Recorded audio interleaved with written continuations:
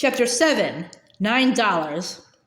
Mr. Clancy was not getting so many orders for shirts. It seemed that most of the men who could buy shirts that year had bought them.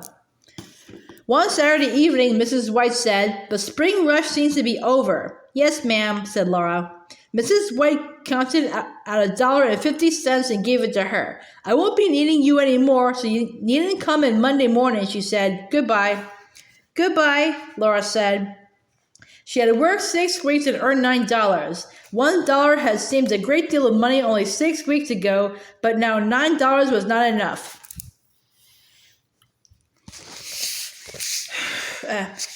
If she could have earned only 1 more week's wages, that would have made $10.50, or 2 weeks would have made a whole $12. She knew how good it would be to stay at home again, to help with the housework and do the chores and work in the garden, to go walking with Mary and gather wild flowers, and to look forward to Pa's homecoming at night. But somehow she felt cast out and hollow inside. Slowly, she went along the path beside Main Street. Pa was working now in the building at the corner of 2nd. He stood by a stack of shingles, waiting for Laura, and when he saw her, he sang out, "Look what we've got to take home to your ma." In the shade of the shingles stood a bushel basket covered with a grain sack. Inside it, there was a small rasping of claws and a cheeping chorus. "The chickens!" "Bo's brought 'em in today," said Pa. 14 of them, all healthy and thriving. His whole face was beaming with anticipation of Ma's delight. He told Laura, "The basket's not heavy. You take one handle and I'll take the other, and we'll carry them level between us." They went down Main Street and out on the road toward home, carrying the basket carefully between them. Sunset was flaming in crimson and burning gold over the whole sky. The air was filled with golden light and Silver Lake to the east was blazing like fire. Up from the basket came the chickens, wondering and anxious cheeping. "Pa, Mrs. White doesn't want me anymore," Laura said. "Yes, I guess the spring rush is about over," said Pa. Laura had not thought that Pa's job might end. "Oh, Pa, won't there be any more carpentering either?" she asked. "We couldn't expect it to last all summer," said Pa. "Anyway, I'll have to be making hay pretty soon." After a while, Laura said, "I only earned $9, Pa." $9 is nothing to sneeze at," said Pa. "You've done good work, too, and fully satisfied Mrs. White, haven't you?" "Yes," Laura answered honestly. "That's a good job well done," said Pa. It was true that was some satisfaction. Laura felt a little better. Besides, they were taking the chickens to Ma. Ma was delighted when she saw them. Carrie and Grace crowded to peep at them in the basket, and Laura told Mary about them. They were healthy, lively chicks, with bright black eyes and bright yellow claws. Already the down was coming off them, leaving naked patches on their necks, and the sprouting feathers were showing on their wings and tails. They were every color that chickens are, and some were spotted.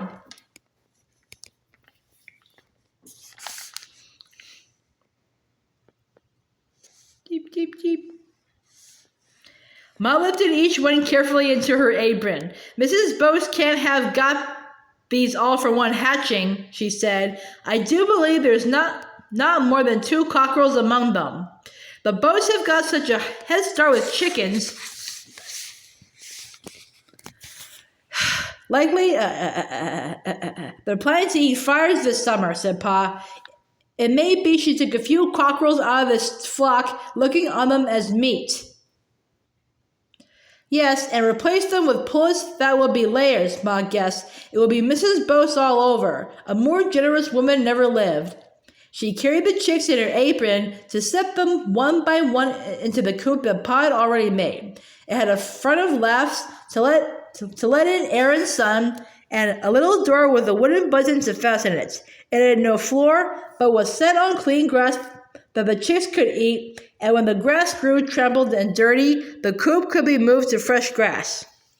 In an old pie pan, Mom mixed a crumbly bran mash, well peppered. She set it in the coop, and the chickens crowded onto it, gobbling up the bran mash so greedily that sometimes they tried to swallow their own toast by mistake. When they could eat no more, they perched on the edge of the water pan, and scooping up the water in their beaks, they stretched up their necks and tilted back their heads to swallow it. Ma said it would be Carrie's task to feed them often and to keep their water pan filled with cool, fresh water. Tomorrow she would let the chicks out to run, and it would be Grace's part to keep a sharp lookout for hawks. After supper that evening, she sent Laura to make sure that the chicks were sleeping safely. All the stars were shining over the dark prairie, and a sickle moon was low in the west. The grasses were breathing softly, asleep in the quiet night. Laura's hand fell gently over the sleeping chicks, huddled warm together in a corner of the coop. Then she stood looking at the summer night. She did not know how long she had stood there until she saw Ma coming from the house. "Oh, there you are, Laura," Ma softly said. As Laura had done, she knelt and put her hand through the coop's door to feel the huddled chicks. Then she too stood looking. "The place begins to look like a farm," she said. The oat field and the cornfield were shadowy pale in the darkness, and the garden was bumpy with lumps of dark leaves. Like pools of faint starshine among them spread the cucumber vines and the pumpkins. The low sod stable could hardly be seen, but from the house window a warm yellow light shone out. Suddenly, without thinking at all, Laura said, "Oh, Ma, I do wish Mary could go to college this fall." Unexpectedly, Ma replied, "It may be that she can. Your pa and I have been talking of it." Laura could not speak for a minute. Then she asked,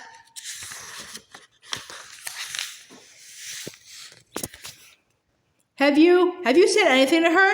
"Not yet," said Ma. "We must not raise hopes only to be disappointed. But with Pa's wages and the oats and the corn, if nothing goes wrong, we think she can go this fall. We must trust to ourselves to contrive to keep her there till she finishes the full 7 years course, both college and manual training."